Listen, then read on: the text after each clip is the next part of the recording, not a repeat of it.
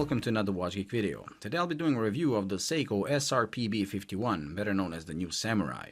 But first I wanted to thank Silvertime Watchtower for supplying this watch, and if you want to check them out, you can click on the link in the description. This watch was released not long ago in I believe June of 2017, and it was a long-awaited successor to the original Samurai that was released in 2004 and discontinued short after in 2008, which made a lot of Seiko fans sad. Now, ever since then, they've been waiting for a replacement, and after only 11 years, we finally got it. Naturally, this replacement does have a few differences compared to the original, which has caused some hate among Seiko lovers, but I'll cover that in detail later on. Now let's get to the specs of this watch so we can see what we're dealing with.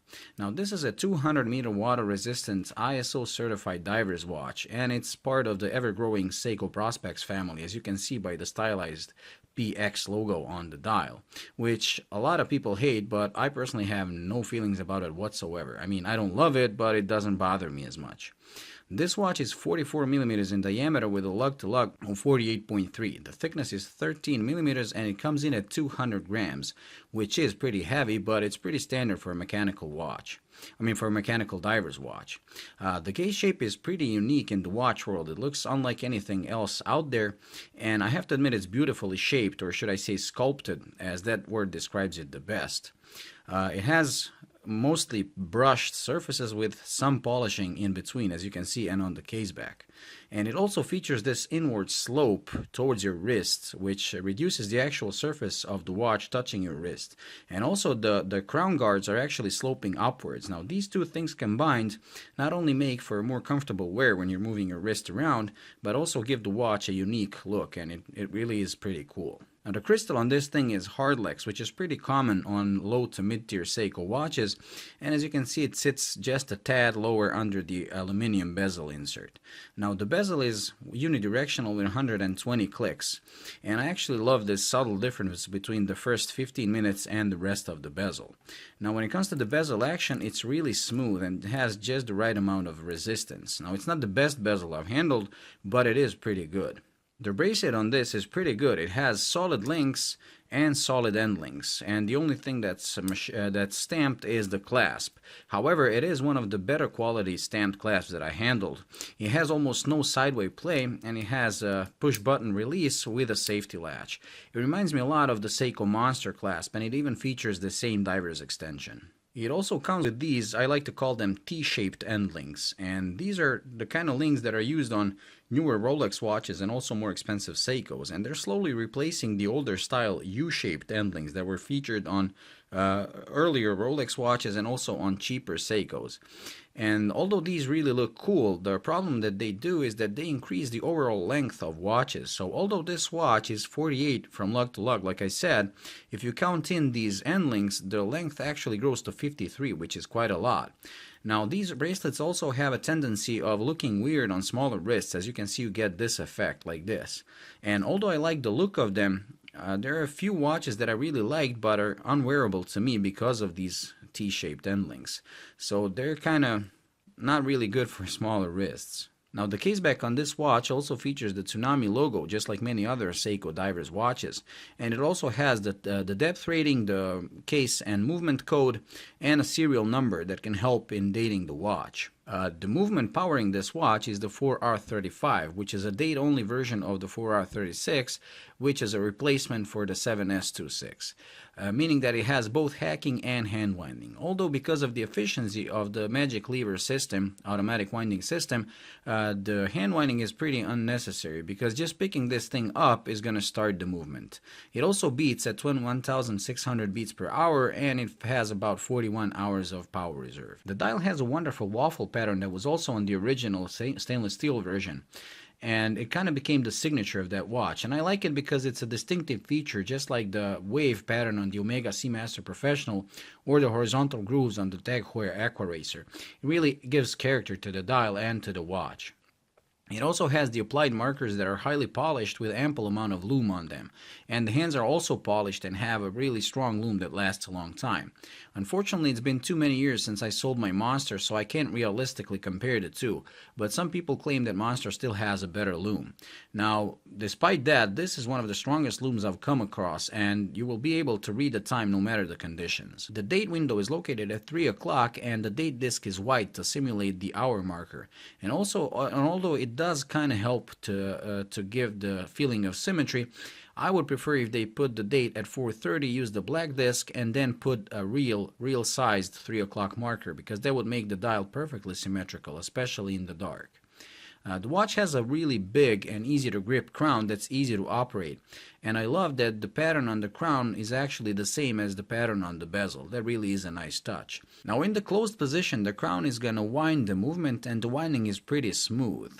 Pulling it to the first click is going to change the date, and pulling it to the second is going to stop the seconds hand so you can change the time. Just like I said, it has hacking. Now I have to mention the original Samurais from 11 years ago and how they compare to this model. So the original was the SBDA 001, which also came as the 003 and 005 variant. And it was a JDM model, meaning Japanese domestic model. And it was actually one of the first watches to be sold by Seiya. And if you're a Seiko fan, you will know who the man is. Now that watch had a 42mm titanium case that was sculpted in the same way as this, the newer version. And later on there was a stainless steel version that came out, and there was an international release that featured the waffle, the already mentioned waffle pattern, slightly changed hands, and it also lacked the crown guards of the titanium version. And then there were also a few less known limited editions which were called Ninjas, and I'll put pictures of those as well, and they had completely different dials and handsets. And all these versions were actually powered by the 7S25, which is a no-date version of the 7S26.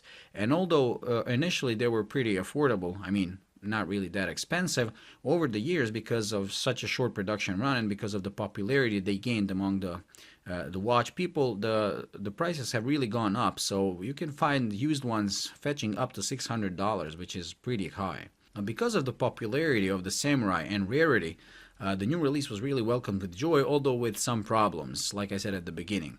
Now, these problems came from the two differences between this and the original. So, the first one was the size increase. So, although the original was 42, this one grew to 44. And that made some people happy, some people sad, depending on the wrist size. And the second was the change of the handset. So Seiko used what are known as monster hands, because they were first introduced on the famous Seiko Monster in early 2000s. And my personal take on this is that although I was one of the people who hated Seiko for increasing the size, I have to admit that upon putting this on my wrist, I was pleasantly surprised at how small it actually wears. And I was really amazed that it really looks okay on my 6.7-inch wrist. And I guess the reason behind that is that these lugs are really cut really steeply down, so they really appear, the watch appears a lot smaller than the size would suggest. Now the second change, the monster hands, I really have no problem against that, and I actually like that decision because I love monster hands. And ever since I owned the original Monster 7 years ago, I've been hoping for Seiko to use these hands on more models, although a lot of people hate that decision. And I believe that hate originated from the Shogun, when they used monster hands on the Shogun, because Shogun was considered a bit of a higher tier diver compared to the Monster, and people thought, people said that Seiko was cheapening it by using a cheaper model's hands, and some of them even called Seiko lazy for reusing existing hands instead of designing new ones. Now I wonder what those people would say about Rolex using like the same set of hands on 90% of their models for the last 50 years. Today Seiko is using a slightly changed design of these hands even on the new Tunas and many other divers watches. And although that got a lot of hate at first as well, I'm seeing that people are slowly turning around and liking the hands, and I kind of expected that to happen. Why? Well, the fact is that monster hands are one of the best designed hands for a diver's watch ever since Rolex came out with their Mercedes hands. Anyone who had a Monster or Shogun will know what I'm talking about. They're first and foremost unique, an original design by Seiko, not a remake of someone else's design or style. Secondly, the hour and minute hand are so different from each other that it's impossible to mix them up when reading time. And reading time is easy in any condition as they're incredibly legible thanks to their size and a large surface for the loom, which is important on a diver's watch. And best of all, whenever the hour and minute hand overlap, you get a little rocket ship effect on your dial, even in the dark. I mean, how cool is that? That alone is enough to justify these hands on watches that cost a couple $1,000s. So I welcome this move by Seiko and only wish the minute hand was a bit longer, but compared to the minute hand of the original titanium version that was ridiculously short, this one is more than okay.